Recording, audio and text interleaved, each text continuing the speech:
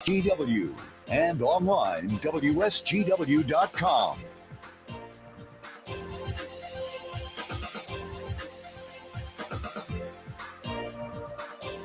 A mostly cloudy and chilly good morning to you.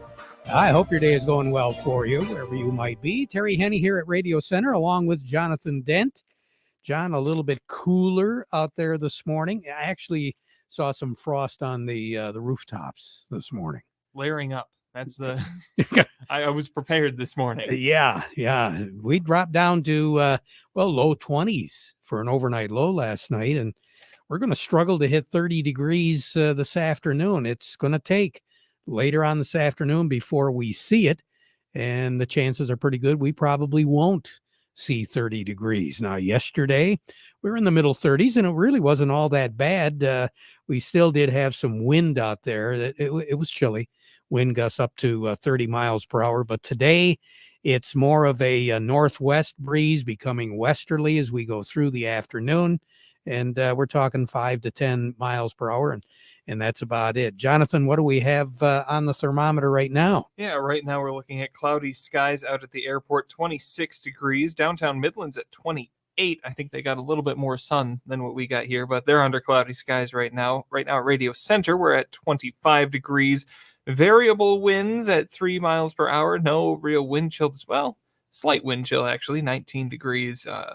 Here at Radio Center anyway. They're not reporting one out at the airport. Actually did see some sun, and the sun is trying to come out right now here at Radio Center. And as we go through the afternoon, it's going to be a mix of sun and clouds. As I said, we'll struggle to hit 30 degrees. We might make it. 22 degrees for a low tonight with partly cloudy skies. The winds will be coming out of the southwest, and the reason why is we have a high-pressure system, which right now is over southern Wisconsin. That's going to be moving into West Virginia by midnight tonight, and then off the coast of the Carolinas as we go through the day tomorrow. So it's going to be moving along rather rapidly. Then there's a low-pressure system, speaking of fast movers. That's currently over eastern sections of New Mexico. That's going to move into East Texas by sometime tomorrow afternoon. It's going to move its way across those southern states along the Gulf, and then eventually wind up into the mid-Atlantic states as we get into the weekend. It's going to be a major weather producer for those folks down south and also off the East Coast. For us, we're going to get a little bit of backlash out of it. Eventually, what we are going to see is the winds becoming more easterly by Saturday, and then we're going to have a little bit of precipitation pushed back at us from that particular system. So on Saturday afternoon, Saturday night, and then early Sunday morning, there is going to be the chance of seeing a flurry or two, or maybe some light snow, but very little, if any, accumulation at all. And as I said, Sunday, Saturday, we're going to be looking at an east breeze, 5 to 10 miles per hour. Start off the work week with temperatures in the upper 30s. And then we're going to be watching a cold, low-pressure system. This one is going to be forming over the Texas Panhandle late in the day on Sunday, Sunday night, and Monday. We're going to keep our eye on it. It is going to be a major weather producer for the folks down south, the Tennessee Valley, the lower Ohio River Valley, and it is going to be moving up the East Coast. They are really going to get socked with some heavy precipitation along the East Coast as that system works its way up, and it is going to be a rapid mover. What it's going to mean for us, well, there's a couple different scenarios because that temperature variant is going to be pretty close. I think on Monday, we're going to be looking at a high temperature of about 38. I really believe Tuesday, we're going to see 38 degrees here in the Great Lakes Bay area as that system materializes and pushes rain and maybe a little bit of snow mix. I think the best chance of seeing any snow on Tuesday is going to be Tuesday afternoon, and that is going to be in northern Michigan and along the Michigan Thumb area, the upper Thumb, Huron County. I really think that the temperature is not going to drop all that much on Tuesday. It'll be in the upper 30s during the day. dropping down to right around the freezing mark on Tuesday night, which is going to mean we'll get some freezing precipitation.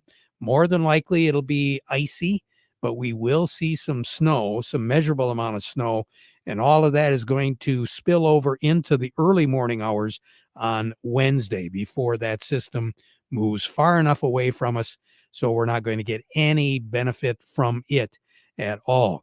Temperatures on Wednesday of next week should hover around 35, 36 degrees. So as you can tell, we're right on the edge. If that system decides to slow down, which I doubt very seriously if it is, but if it moves the track instead of right up the East Coast, maybe moving a little inland, that'll put it closer to us.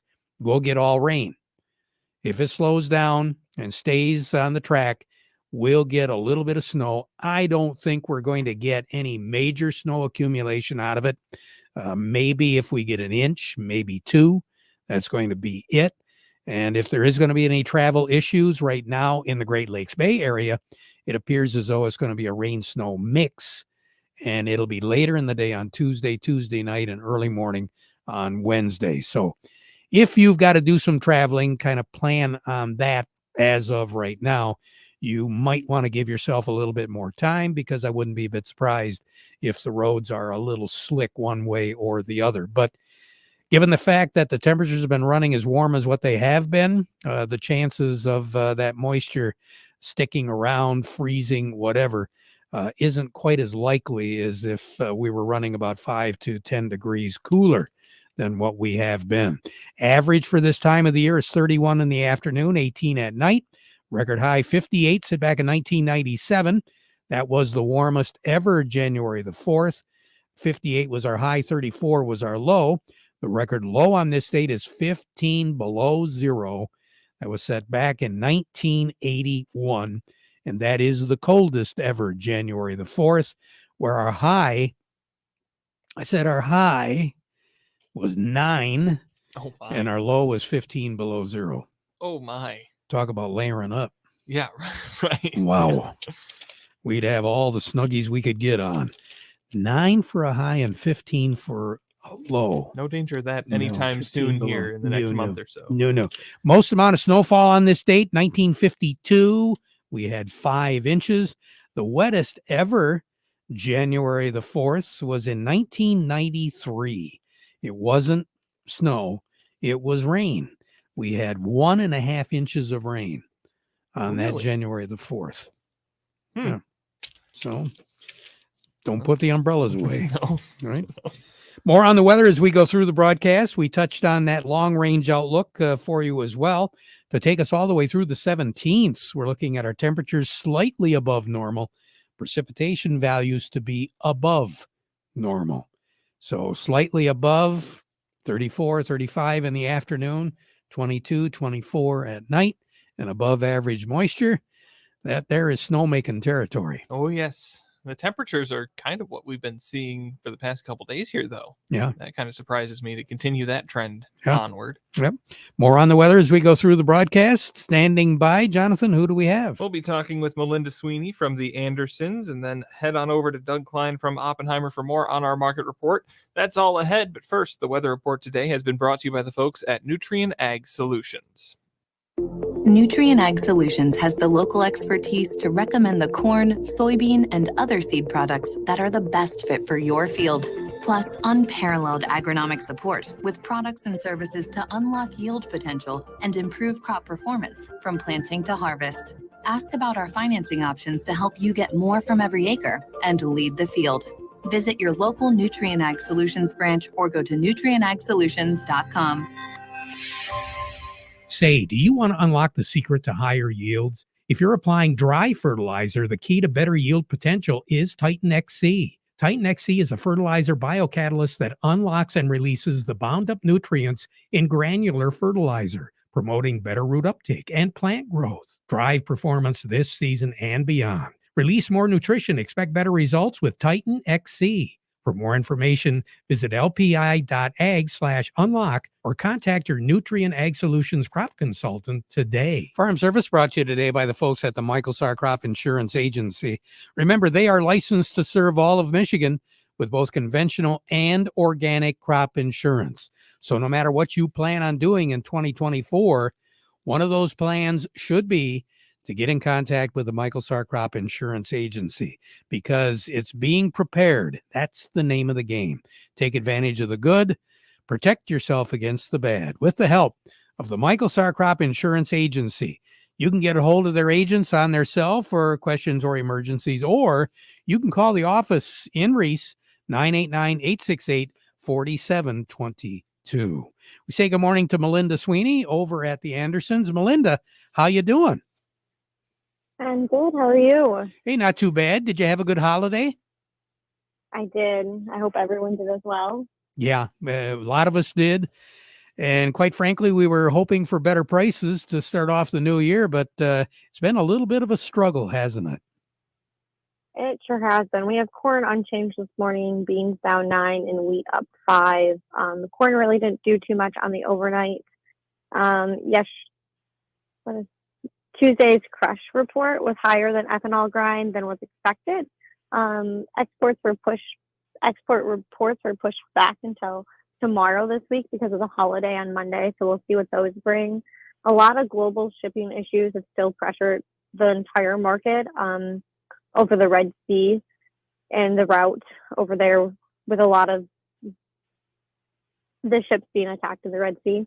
Soybeans were trading lower this morning with the rest of the grainplex as the rain continues to fall in the driest areas of central and northern Brazil. So they're getting quite a bit of rain. So that's taking the bean price down.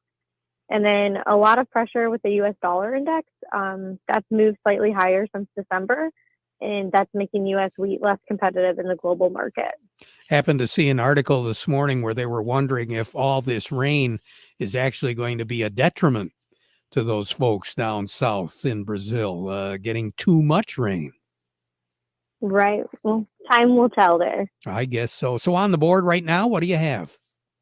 Yeah, we have January corn at 401, February corn at 411, March corn at $4.16, new crop 24 corn at $4.33, January soybeans at 1205, March soybeans at 12.15, new crop 24 soybeans at 11.52, January red wheat at 5.05, new crop red wheat at $5.54. Melinda, January, you have. Oh, yep. Oh, and then July 24 white wheat at $6.14. Yeah, didn't want to forget those. You have a great day. Thanks, you too. You bet. Melinda Sweeney over at the Andersons. Over to Doug Klein we go now from Oppenheimer. The market report brought to you by Kryjak's House Family Restaurant. Great place to dine in and to prepare food for an event coming up. Not a problem. Use this telephone number if you want to reserve a seat or if you need some food for an upcoming event. Use it as well. 989-894-5531. Kryjak's House, corner of Cass and Michigan on Bay City's south side. And don't forget to mark down Punchki Day. That's coming up quicker this year than usual. We'll have a lot more information on that as we approach. Market report also brought to you by the folks at Steiner Tractor. New parts for old tractors made easy. They understand how your life and job both stop if your tractor stops running. 989. Well, actually, why don't you use the toll-free number? 800-234-3280. Again, that's 800-234-3280, or go to steinertractor.com. Doug Klein, words of wisdom for this Thursday. What do you think? Well, so jobless or not, private payrolls came in today, 164,000. It's like above the expectation of 130,000.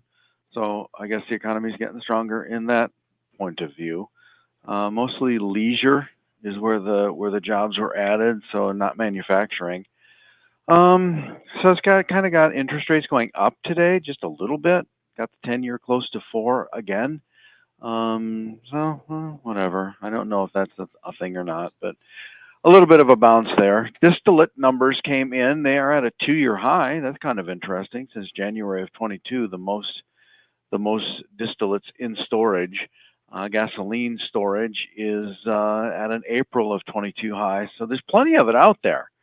I don't know what the problem is. Maybe there isn't a problem. Maybe we'll see the price come down a little bit in the next few months.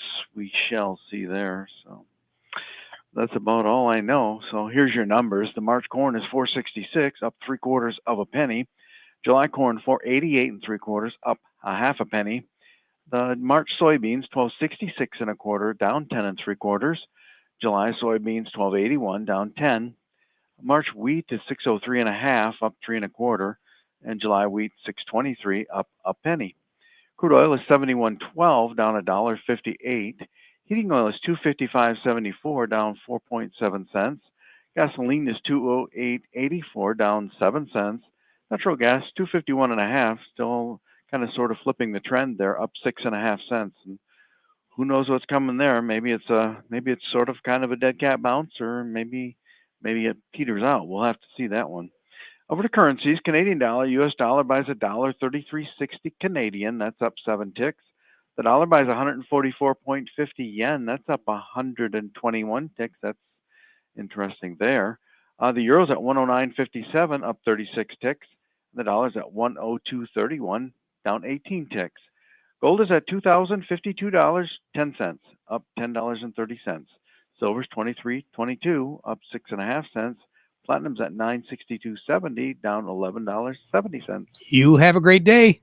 Thank you. You too. Will do. Doug Klein over at Oppenheimer. Farm Service brought to you today by the folks at Freeland Bean and Grain. They're all ready to go for 2024. Get a hold of Vic Huffer over at Freeland Bean and Grain. He's a certified crop advisor. Some of you probably have some questions yet that you'd like an answer to. Vic, more than likely, will be able to help you out. Dairyland Seed Headquarters, they've got them, the corn, the soybeans, the alfalfa, and of course, whatever you need as far as fertilizer goes, the trace elements, they can take care of that for you as well. Serving you since 1983, Freeland Bean and Grain, where serving you is their business. Farm Service also brought to you today by the folks at Weiss Equipment in Frankenmuth. They've got those Case IH Farm All tractors ready to go for you to do whatever you need to do in your backyard and on your farm, your property up north, whatever you need. They've got one to fit that job. 35 to 140 horse. That's what those Farm All tractors deliver. They've got anything from the Value Pack Farm All Compact A series to the Deluxe Compact Farm All C and C series with cabs. The tractor does it all, so no matter what you're doing, Can Do comes in red. And it's called Farm All. See them today at Weiss Equipment in Frankenmuth, doing it right longer. Jonathan, who do we have now? We're going to head on over to Bay Landscaping Garden Center in Essexville. That's where we find Jerry Samolsky. Jerry, good morning. Good morning, gentlemen. How are we doing today? Hey, we're doing pretty good, Jerry. What should we be thinking about right now? You know, Terry, one of the things you can do is you're removing those Christmas lights and you've secured them to trees with zip ties or any other kind of tie material. You want to make sure those are gone and not left in case you don't get up there next year or whatever. As the trees grow, they're going to want to grow and expand, and those wires left on tend to girdle. And I would encourage people to look at their clotheslines, look at swings, anything like that you want to attach to a large tree. It sounds really kind of counterintuitive, but if you leave something attached to a tree for a long time, it's best to drill a hole, put a bolt in it, and then attach it that way. It seems bad, but I put it this way, Terry. Would you rather have a tracheotomy or a piano string around your neck? Well, I wouldn't want either. If you had to have one or the other, I know it would be a good call, though. So that's what happens. It's like getting a piano string around your neck when you leave something around a tree, but yet a small little hole doesn't hurt anything.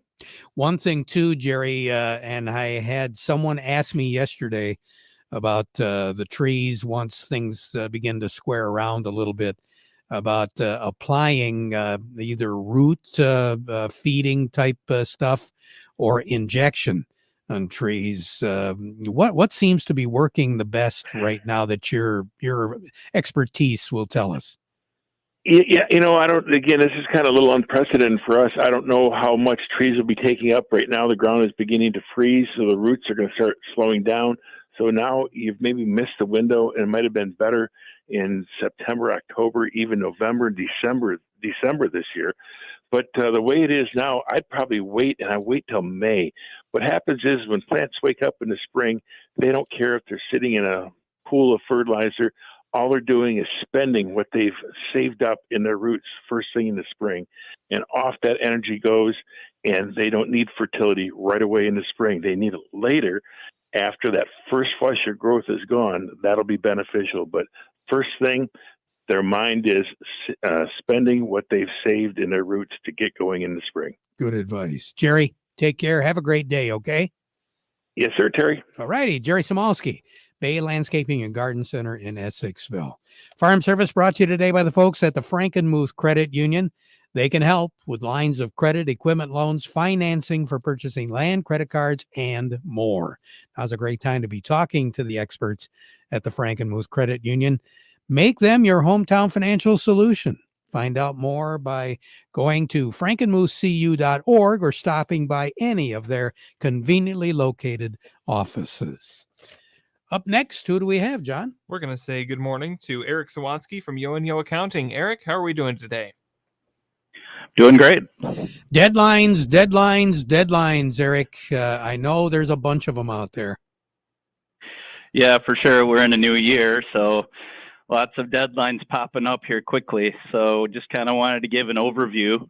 I guess the first deadline coming up is January 16th. If you're self-employed and you pay estimated taxes in quarterly, January 16th is the last date to get those payments in and avoid getting penalties.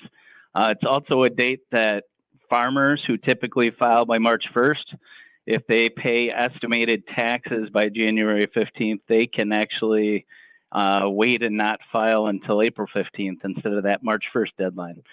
So that's the first one. If you have employees, January 31st is a deadline for getting those W-2s in your employees' hands.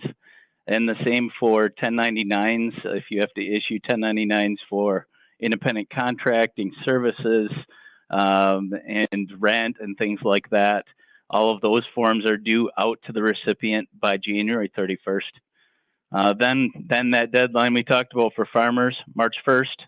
If you haven't already paid in estimated taxes ahead, you have to file and pay your taxes by March 1st to be timely. March 15th for those partnership and S corporation returns. Many times those aren't going to be ready in time. Extensions are available at that point, but typically you're not paying tax with that type of entity. That's paid at the personal level. March 31st is the trust filing tax return. And then April 15th, everyone knows that date.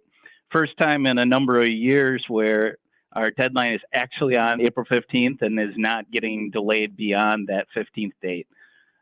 So personal income taxes, C corporation returns are all due that day, and extensions, if you can't file that by that day, you have to extend and make payment. Otherwise, you'll get penalties. So that's just a quick overview of a bunch of deadlines coming up, and we got to keep our eye on those so we don't have either deadlines sneak up on us or have penalties that are unintended.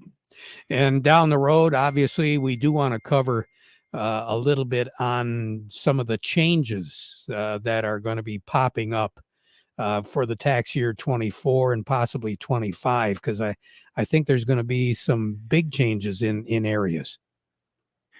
For sure. Yeah.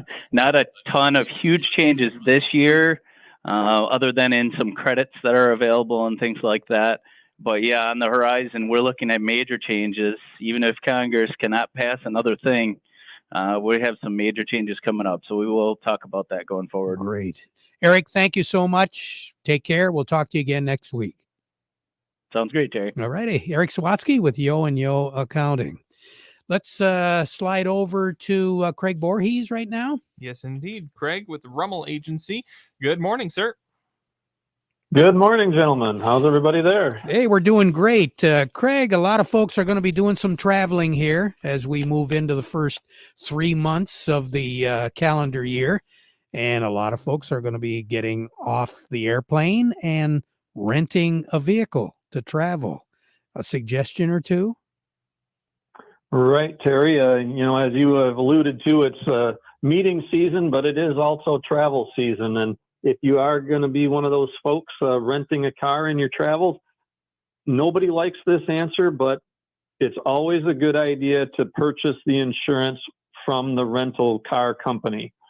Yes, you can have coverage from your personal policy. Yes, you can have some coverage from your credit card, but there are still some gaps in coverage that would leave you paying some out-of-pocket expenses unless you buy that insurance directly from the rental company. Okay. So when they ask a few questions about it, but obviously give strong consideration to doing it. Yes, it adds to the cost. There's no doubt it's not fun to pay for it, but 9 out of 10 times it's the right thing to do. Craig Voorhees, thank you so much. We appreciate it. We'll talk to you again next week. All right. Thanks, Terry. You bet. Craig Voorhees with the Rummel Agency. Farm Service brought to you today by Legendary Tree Care. You need some trimming, you need a tree removed. Well, Legendary Tree Care can take care of it. No job is too big or too small. They are fully licensed and insured, and they specialize in those big projects. LegendaryTreeCare.com or like them on Facebook. Standing by now, we have who, John? We're going to head over to Baird & Company. That's where we find Teresa DeVoe this morning. Teresa, good morning. Good morning. How are you guys? Hey, we're doing great. What's going on in New York, Teresa? A little this, a little that. We've got the Dow Jones up 212 at 37,642, 269 million shares traded. NASDAQ, unfortunately, is down 9 at 145.83, 372 million shares traded. Some stocks of local interest include Caterpillar at 287.15, up 285, Deere 393.74, up 39, CMS Energy 59.87, up 58, Dow 54.26, down 37, DuPont at 76.86, down 16, Corteva 47.47, down 61, General Motors 35.83, up 57 cents, Trinzio 7.93, down 7 cents, Walmart 158.66, down 64, Huntington Bank 12.72, up 19, Independent Bank 25.56, up 24, and AT&T 17.25, up 2 cents. You have a great day, Teresa. Thank you. You too. Take care. All righty. Teresa DeVoe with Baird & Company. A couple of, there's a number of programs coming up here this month. One in particular that jumps right out me, and we've been talking about it, is the Great Lakes Crop Summit. Again, that is going to be the 24th and the 25th at Soaring Eagle Casino and Resort. It's the 10th annual. So if you haven't signed up, might be a really good idea to do that right now. Back at 12:30 with an update. Now we conclude with the playing of our national anthem.